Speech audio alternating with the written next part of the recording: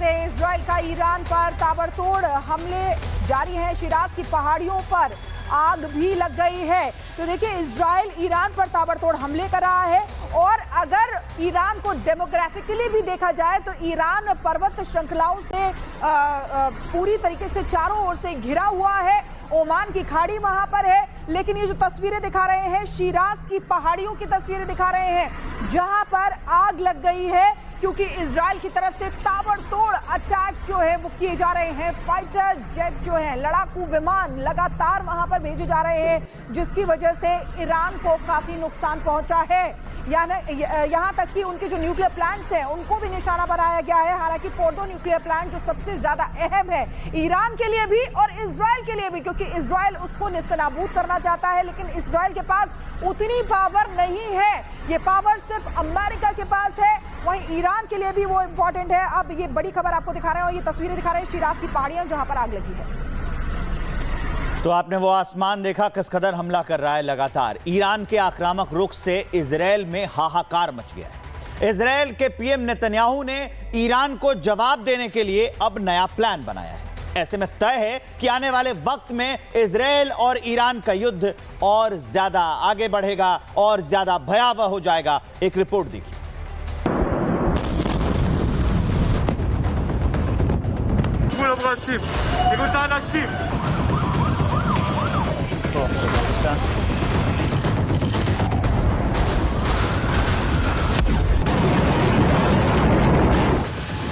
Iran Israel में युद्ध अब और खतरनाक मोड़ पर पहुंच गया है। इजराइल के हमले से ईरान के सुप्रीम लीडर खामेनेई के तेवर आक्रामक होते जा रहे हैं। इस बात का अंदाजा इजराइल को भी नहीं था कि ईरान ऐसा हमला करेगा। ईरान के अटैक से इजराइल में अब हाहाकार मच गया है। ईरानी हमले से कई बिल्डिंगें तबाह हो गई।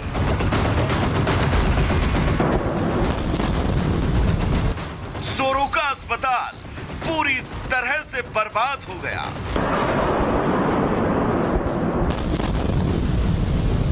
इजरायली स्टॉक एक्सचेंज को ईरान ने तबाह कर दिया। ईरान की दागी गई मिसाइल से इजराइल में भारी नुकसान हुआ है। दरअसल ईरान ने इजराइल पर 12 बैलिस्टिक मिसाइल से हमला किया। हमले में इजराइल के कई लोग घायल हुए। ईरान के हमले से इजराइल के प्रधानमंत्री तिलमिला उठे और ईरान के खिलाफ अब बदले की कार्रवाई शुरू कर दी है।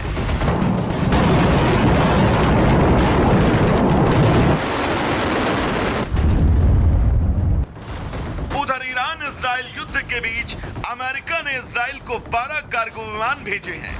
विमान से बम बारूद की बड़ी खेप पहुंचाई गई है। अमेरिका ने कार्गो के जरिए इजराइल को भारी मात्रा में सैन्य उपकरण भेजे हैं। मतलब साफ है कि इजराइल अब ईरान पर बड़े हमले की तैयारी में जुटा है। वैसे भी इजराइल ईरान के परमाणु अड्डों को टारगेट कर रहा है। तेहरान से करीब 250 किलोमीटर दूर अराक परमाणु रिएक्टर पर इजराइल ने हमला किया। इजराइल के 40 फाइटर प्लेन ने 100 से ज्यादा गोला बारूद के जरिए तेहरान और ईरान के कई सैन्य ठिकानों पर हमला किया। इजराइल के निशाने पर फोर्डो परमाणु अड्डा, जहां यूरेनियम की क्षमता बढ़ाने और विकसित करने का काम किया जाता है, वहीं इस्फहान परमाणु रिएक्टर, जहां यूरेनियम को स्टोर किया जाता है, जबकि नतांज परमाणु रिएक्टर पर इजराइल पहले भी हमला कर चुका है। नतांज में ईरान के 2 प्रमुख प्लांट हैं। इतना ही नहीं, इजराइल के निशाने पर तेहरान अनुसंधान केंद्र भी है, जो परमाणु बम बनाने के लिए महत्वपूर्ण है।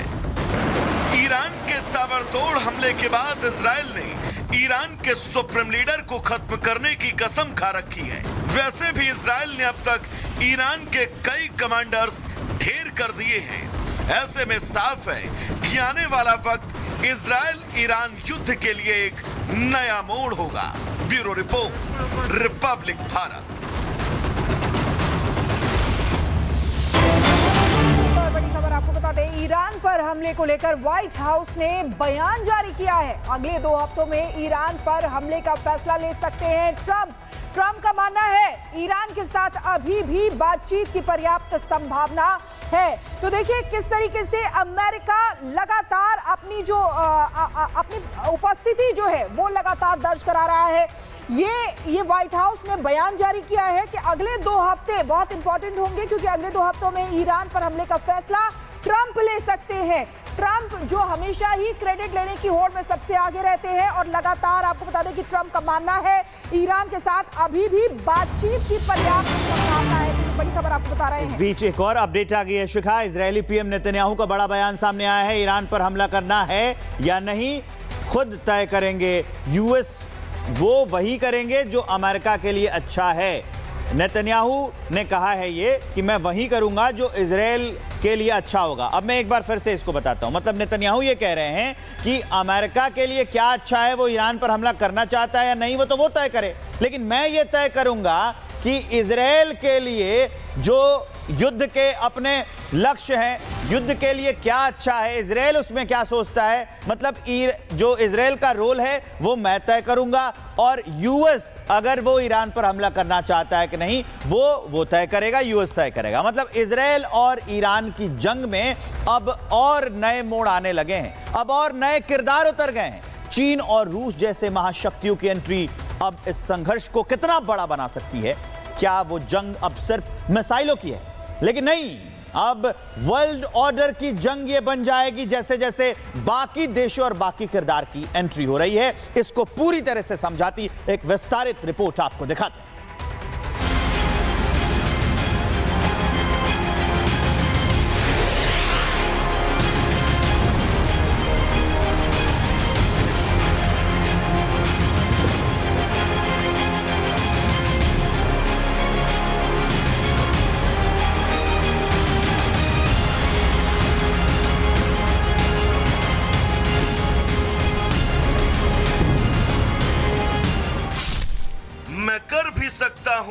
नहीं भी कर सकता हूं। क्या करने जा रहा हूं यह अगले कुछ दिनों में क्लियर हो जाएगा। अगले हफ्ते या उससे पहले ही कुछ बड़ा होगा, लेकिन अटैक के लिए फाइनल ऑर्डर को अभी रोका हुआ है।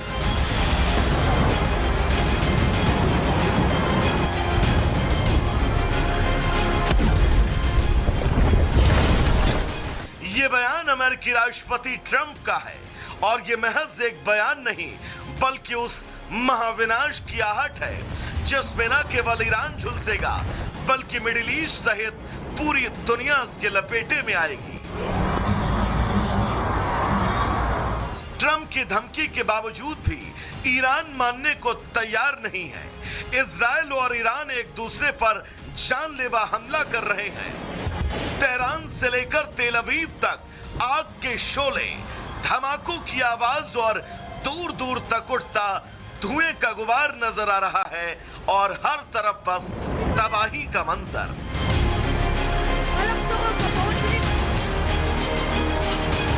वहीं इजराइल और ईरान के युद्ध में अब अमेरिका के बाद चीन और रूस के दखल ने पूरी तस्वीर बदल दी। पूरी दुनिया दो खेमे में बढ़ती नजर आ रही है।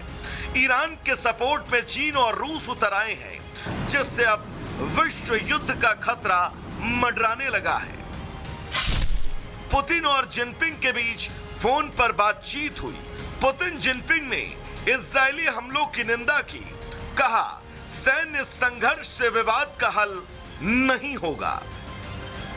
रूस और चीन एक तरफ शांति की बात कर रहे हैं, इजराइल और ईरान से युद्ध रोकने की अपील कर रहे हैं। रूस ईरान को अपना पुराना सहयोगी बता रहा है। найти способы договориться. रूस ईरान और इजराइल के बीच समझौता कराने में मदद कर सकता है। हम परमाणु ऊर्जा में ईरान के साथ मिलकर काम कर सकते हैं। ईरान के साथ हमारे संबंध बहुत अच्छे हैं। Имею в виду и мирную атомную энергетику. वहीं चीन के राष्ट्रपति शी जिनपिंग ने कहा, संघर्ष में शामिल पक्षों, खासकर इजराइल को तुरंत हमले बंद कर देने चाहिए ताकि हालात और न बिगड़े और युद्ध दूसरे क्षेत्रों में न फैले। रूस न केवल शांति की अपील कर रहा है बल्कि अमेरिका को चेतावनी भी दे रहा है। रूस का कहना है कि अमेरिका इस मामले में सैन्य दखल न दे, लेकिन ट्रंप ने एक बार फिर साफ कर दिया है कि वो ईरान के परमाणु कार्यक्रम को हर हाल में रोक कर रहेंगे। वो वही करेंगे जो संयुक्त राष्ट्र अमेरिका के लिए अच्छा है, और मैं वही करूंगा जो इजराइल राज्य के लिए अच्छा है। अगर अमेरिका ईरान के खिलाफ युद्ध में शामिल होता है तो इससे रूस और चीन भड़क सकते हैं। ऐसा भी हो सकता है कि अमेरिका जैसा यूक्रेन में कर रहा है, रूस और चीन वैसा ही ईरान में करे, यानी ये दोनों देश ईरान को अमेरिका के खिलाफ युद्ध के लिए हथियार और इंटेलिजेंस की मदद कर सकते हैं, जिससे अमेरिका की मुश्किलें बढ़ सकती हैं। चीन और रूस दोनों ही अमेरिका और इजराइल को घेरने की कोशिशों में है। एक तरफ हथियार, दूसरी तरफ कूटनीति। दुनिया एक बार फिर अब युद्ध के मुहाने पर है।